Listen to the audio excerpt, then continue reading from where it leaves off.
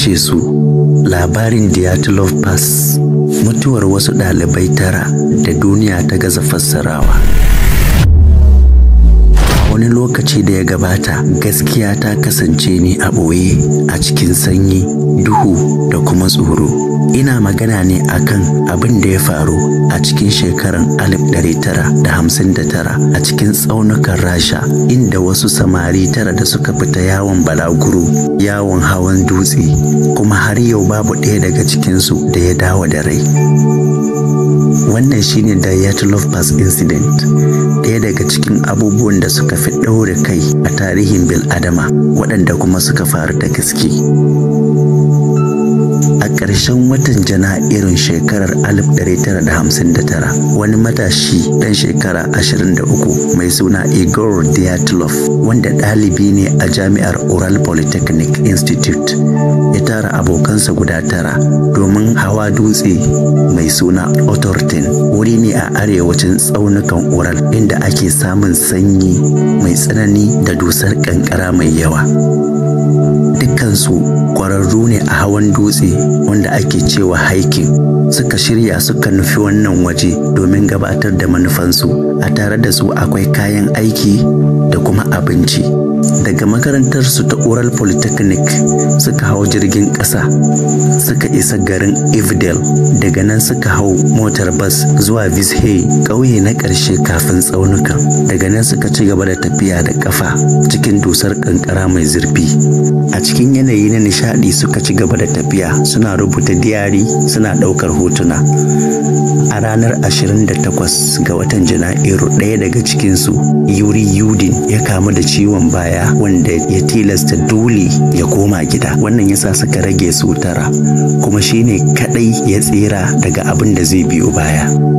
Da suka isa Khaulat Shakil a harshen Mansi, a turanci Mountain of Death, wanda a Hausa sai mu ce dutsen mutuwa. Can suka kafa tantinsu a gangare, amma a daren da suka kwanta wani abu mai ban mamaki ya faru. Tantinsa an yanka daga ciki, kamar dai suna gudu ne daga wani abun tsoro daga cikin tantin nasu. Sun yi gudu babu riga cikin tsananin sanyi, wasu babu takalmi. Yanayin ya kai kimanin ƙasa da digiri 30, wanda yanayi ne da zai iya kashe mutum a cikin 'yan mintuna. Bayan shuɗewar kwanaki 14 da ake tsammani za su dawo, shikenan jami'an tsaro suka fara nema. A ranar 26 ga watan Fabrairu an gano tantinsu a kusa da wani itace. An gano gawar mutane 2, jikinsu a ƙone kamar wanda wuta ta ci. Kimanin mita 300 daga nan aka gano gawawwakin wasu mutane 3 kamar suna ƙoƙarin dawowa tantinsu. Sai bayan watanni 2, bayan dusar ƙanƙara ta narke, aka gano gawarwakin sauran mutane 4 cikin ƙasan kwari, ƙirjinsu da ƙasusuwansu duk a fashe. Ɗaya daga cikinsu ma babu idanu da kuma harshe. Bincike bai gano wani takamaiman abu ba har yanzu. Babu alamar ko sun yi rikici ne ko wata dabba. Sai dai an gano sinadaran radiation a wasu tufafinsu, kuma an ce mutane sun ga fitilu mai haske masu kama da jirgin 'yan sama jannati a wannan lokacin. A wannan al'amari masana sun rarrabu.